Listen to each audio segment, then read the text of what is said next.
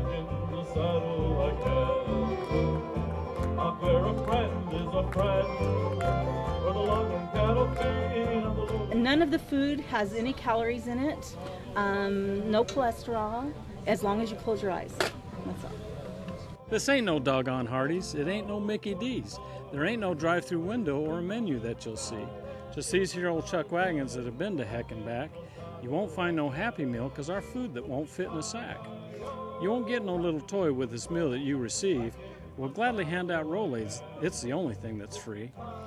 We ain't got no purty waitress to bring out your gourmet meal. Just these here old wore-out camp cooks that are nasty, mean, and ill. 'Cause they been up early a-fixin' your meal. It didn't come pre-cooked, and there ain't no telling what fell in when you weren't around to look. Our coffee's always hot, there ain't no preservatives here, and our meat is usually fresh, mostly coyote beef or deer. Now don't go getting squeamish, we ain't killed nobody yet, and we'll gladly hand out coupons for a visit to the vet. So get up here in line, folks, for a frugal cowboy meal before old Cookie starts a tenderizing with a big old wagon wheel. The Chuckwagon motto of the cowboy is, all the food's great, and if you don't like it, don't come into camp. We're very pleased with what we did. I had a great team. The guys I got helped out a lot, and everything turned out the way we wanted to. We didn't burn any biscuits. That was the biggest thing. Burn right over here. That's your biscuit if it's over there. We were in Ruidoso, New Mexico last October, and Mark Wilkins, who you've met down at the Buzzard Circle and Inn, told a group of about 40 school kids, fourth graders, that down at the Rockin' Double R Chuckwagon they had free candy and they'd give you all you wanted. So we had these 40 children run up to our wagon saying, "Where's the candy? Where's the candy?" And we're going, "What candy?" And you turn around and there's Mark waving 2 wagons down. So yeah, that's the kind of thing we do to each other. But it's all in fun.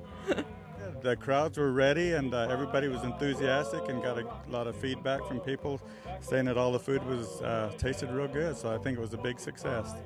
Hey, we heard there's going to be a Chuckwagon cook-off down here in Chandler today, and we were excited about that because we've heard about those before, but we've never been able to experience one. And so we came down here to Tumbleweed Park, and it's just fantastic. Weather's great, food's great.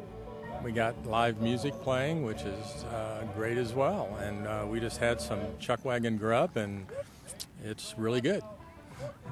After the countless hours of preparation and cooking the chow, the results are in. We'll see which teams were able to woo the judges' taste buds in a moment. We'll be right back after the calendar of events. Yeehaw!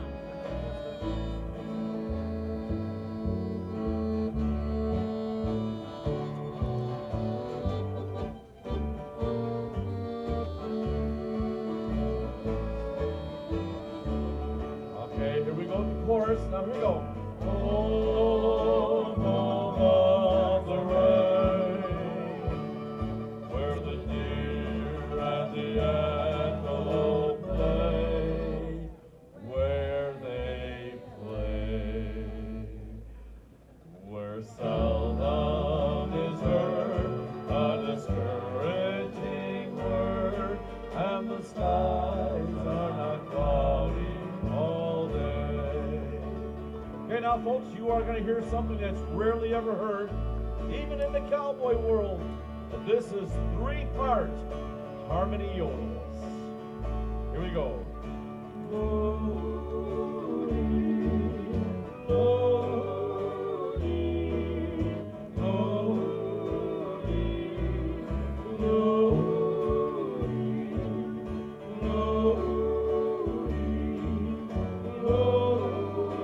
After the countless hours and tons of food, the results are in.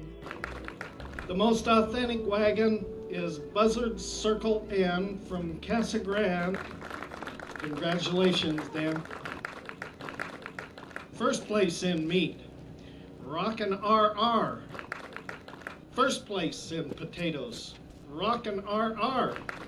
First place in beans, Buzzard Circle Inn. First place in bread, Rockin' RR. First place in dessert, Cannon Family. Best overall meal, which is a summary of all those categories, and Rockin' RR. Good job, guys.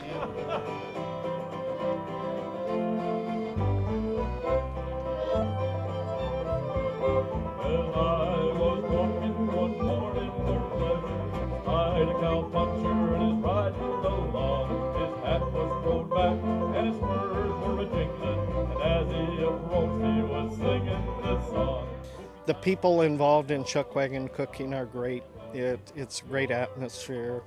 The biggest passion for me with the Chuckwagon and why we do it is I can do it as a family. I got my boys and my daughter, they help us out. Just a good, wholesome, to the roots of what we used to do, where we came from and the history we came from. The thing we get most out of these competitions is the camaraderie among the wagons. Cooking the food, that's hard work. That's not fun.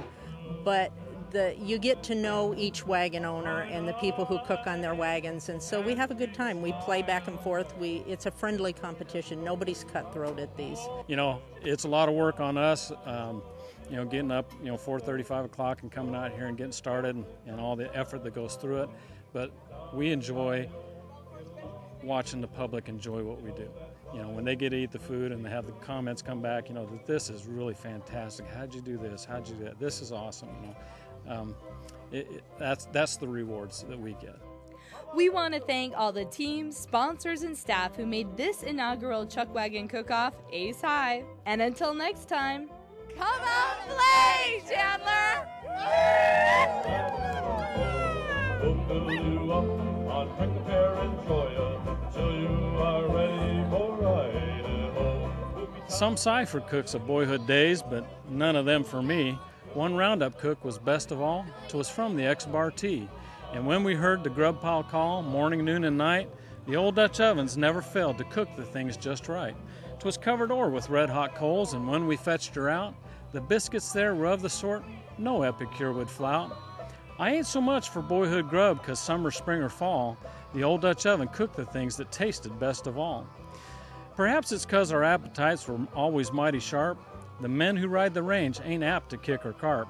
But anyways, I find myself a-dreamin' of that bread the old Dutch oven baked so well beneath those coals of red.